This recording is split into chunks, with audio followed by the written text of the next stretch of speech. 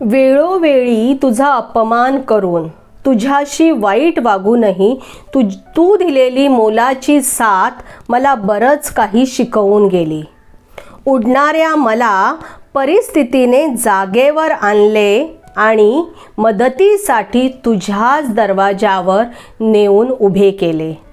तू मात्र पहिलं काहीच मनात न ठेवता माझ्या मागे खंबीरपणे उभा राहिलास आणि मलाही मानानं उभं केलंस. एकदा काय झाले, मे महिन्याचे दिवस होते. जंगलात सगळीकडे खूप ऊन पसरलेले होते. सूर्य आग ओकत होता. तुम्हाला माहीतच आहे की चिमणीचं घर मेणाचं होतं. आता ह्या तप्त उन्हामुळे चिमणीचं मेणाचं घर पार वितळून गेलं. चिमणी आणि तिची पिलं उघड्यावर पडली. तिला खूप रडू येऊ लागले. रात्री संध्याकाळ होईल, मग रात्र होईल, मग आपण कसे राहणार, आपली पिलं कशी राहणार, या विचाराने ती खूप रडू लागली.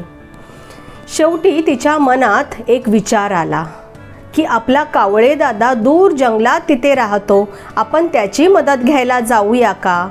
हा विचार येताच ती उडत उडत उडत उडत आपल्या पिल्लांसह कावळे दादाकडे जायला निघाली.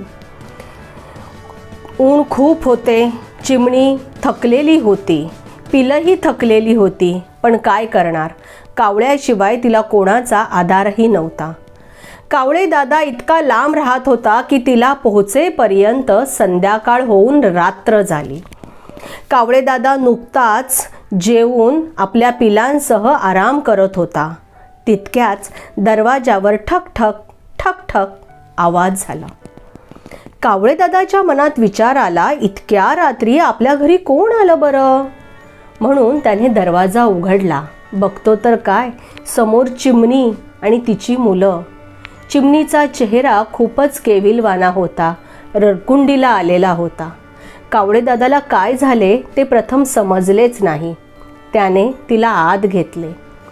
तो तिला विचारू लागला, चिवताई काय झालं, इतक्या रात्री तू घरी माझ्याकडे आलीस, काय कारण घडलं.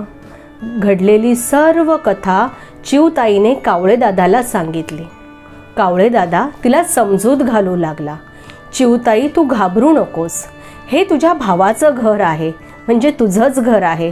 तुला पाहिजे तितक्या दिवस तू या घरामध्ये राहू शकतेस. तुझ्या पिलांना आणि तुला इथे पाहिजे तितक्या दिवस राहता येईल.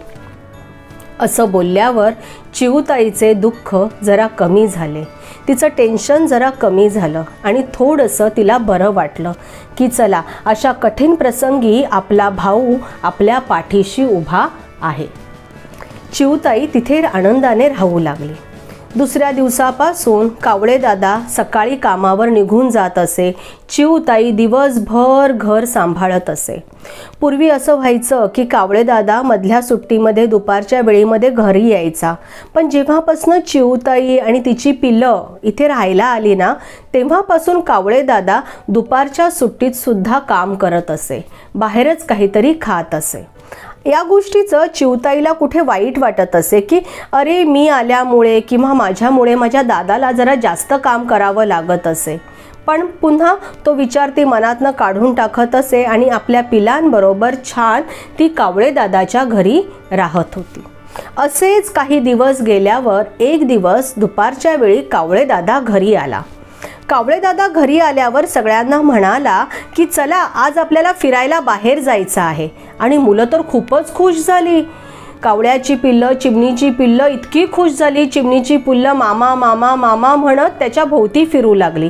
कावळे दादा पिलांना, चिमणीला घेऊन दूर फिरायला निघाला. दूर जंगलात गेल्यावर एका हिरव्यागार झाडावर जाऊन तो थांबला. समोरच त्या झाडावर एक टुमदार घर बांधलेलं होतं. कावळे दादाने चिवताईला त्या घराचे दरवाजा उघडायला सांगितला. चिवताई दरवाजा उघडून पिलांसह आत गेली. सर्व पिलं आतमध्ये बागडू लागली. पिलांना ते घर खूपच आवडले. चिवताईलाही ते घर खूप आवडले. कावळे दादा म्हणाला, चिवताई तुला हे घर कसे वाटले. चिवताई म्हणाली, कावळे दादा हे घर खूपच सुंदर आहे. कुणाचे घर आहे हे. कावळेदादा म्हणाला, हे तुझेच घर आहे, हे तुझेच घर आहे चिऊताई. या वर्षीची भाऊबीजेची ओवाळणी म्हणून हे घर मी तुला देत आहे. चिऊताईच्या डोळ्यांमध्ये आनंद अश्रू वाहू लागले. चिऊताई रडू लागली. कावळेदादा म्हणतो, चिऊताई तू का रडतेस? कशासाठी रडते आहेस? चिऊताई बोलू लागली, कावळेदादा मी तुझ्याशी किती वाईट वागले. तू किती वेळा माझ्या दरवाजावर मदतीसाठी आला आणि मी तुला तासन तास दरवाजाबाहेर उभं केलं आणि तरीसुद्धा ते काहीच तू मनामध्ये ठेवलं नाहीस. इतक्या मोकळ्या मनाने आणि मोठ्या मनाने तू मला आज मदत केलीस. कावळेदादा म्हणाला की चिऊताई तू जेव्हा मला बडबड करायचीस, मला तासनतास उभं करायचीस, त्यामुळेच तर मला समजलं ना की नेहमी पावसात वाहून जाणारं शेणाचं घर सोडून मला एक आता असं घर बांधलं पाहिजे की जे कायमस्वरूपी मला राहता येईल. आणि तसं घर हे केवळ मी तुझ्या बोलण्यामुळेच बांधू शकलो. चिऊताई जर तू मला तेव्हा तसं बोलली नसतीस तर मी एवढं छान माझं घर बांधू शकलो नसतो. आणि मला माहिती आहे की जेव्हा आपल्याला राहायला घर नसेल तेव्हा किती दुःख आपल्या वाट्याला येतं आणि ते दुःख तुझ्या वाट्याला येऊ नये म्हणून हे घर मी आज तुझ्यासाठी बांधून तुला भेट म्हणून देत आहे. चिऊताईने खूप आभार मानले कावळेदादाचे. कावळेदादा आपल्या घरी निघून गेला आणि चिऊताई भावाने भेट म्हणून दिलेल्या या घरामध्ये आपल्या पिलांसह आनंदाने राहू शकते. बघा, या पक्ष्यांना प्राण्यांनाही कळतं की प्रेम काय आहे. म्हणूनच आपण तर माणसे आहोत, आपल्यालाही एकमेकांविषयीचे प्रेम हे असलेच पाहिजे. वेळ प्रसंगी एकमेकांच्या मदतीला धावून गेलंच पाहिजे.